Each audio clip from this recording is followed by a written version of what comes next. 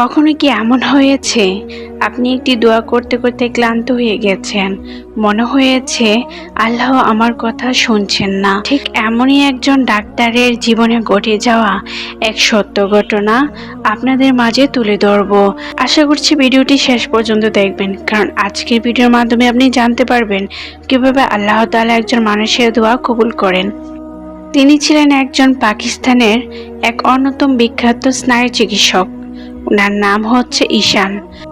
শুধু ওনার অ্যাপয়েন্টমেন্ট পেতে হলে মাঝে মাঝে 1 মাসের মতো অপেক্ষা করতে হয় রোগীদেরকে। খুবই ব্যস্ত থাকেন তিনি।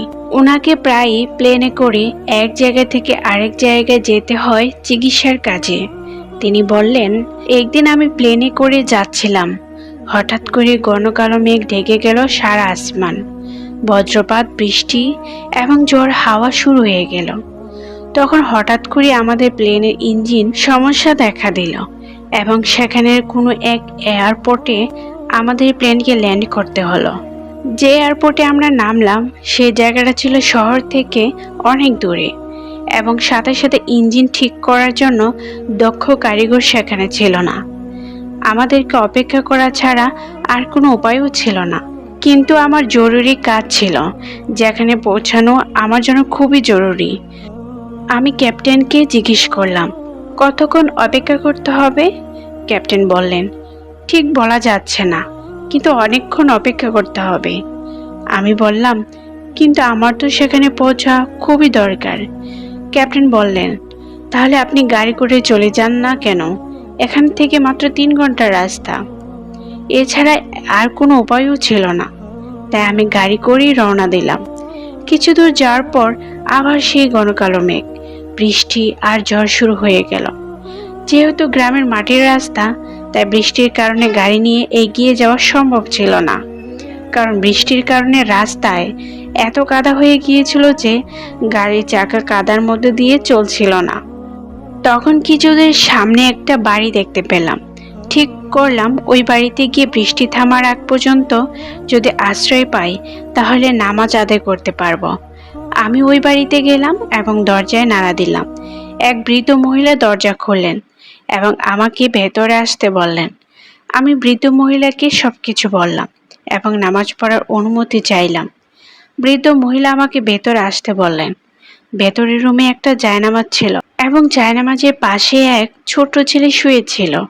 একটু পর পর বৃদ্ধ মহিলা ছেলেটির পাশে এসে বসে দেখে যেতেন ছেলেটি কেমন আছে এবং তার পাশে বসে বসে দোয়া করতেন। বেশ কিছুক্ষণ পর আমি ওনাকে জিজ্ঞেস করলাম, ছেলেটির কি হয়েছে? বৃদ্ধ মহিলা বললেন, ছেলেটির মা বাবা কেউ নেই, আমি ওর নানি। ছেলেটা খুবই অসুস্থ। আশেপাশের সকল ডাক্তারকে দেখিয়েছি, কিন্তু কোনো কিছুই হচ্ছে না।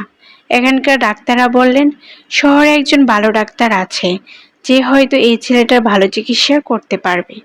আমি অনেক চেষ্টা করছি সেই ডাক্তারের অ্যাপয়েন্টমেন্ট নেওয়ার জন্য, কিন্তু তারা বলছে 6 মাস পর যোগাযোগ করার জন্য। 6 মাসের আগে সেই ডাক্তারের সাথে যোগাযোগ করা সম্ভব না। সেদিন থেকে আল্লাহর কাছে দোয়া করছি, হে আল্লাহ, আমাদের জন্য সহজ করে দাও। ছেলেটা অসুস্থ, হে আল্লাহ, আমাদেরকে সাহায্য করো।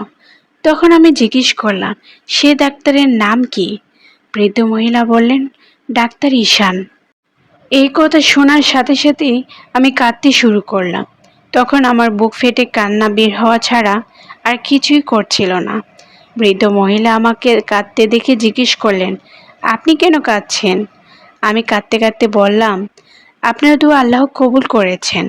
শুধু আপনার দোয়া আল্লাহ কবুল করেছেন বলেই এই ঝড়, বৃষ্টি, বজ্রপাত এসে আমাদের প্লেনকে থামিয়ে দিল। তারপর যখন গাড়িতে করে যাচ্ছিলাম তখন আবার সেই ঝড়, বৃষ্টি আর বজ্রপাত আমাকে এখানে নিয়ে এসেছে। আর আপনাকে প্রশ্ন করার সাথে সাথেই বৃষ্টিও থেমে গেছে।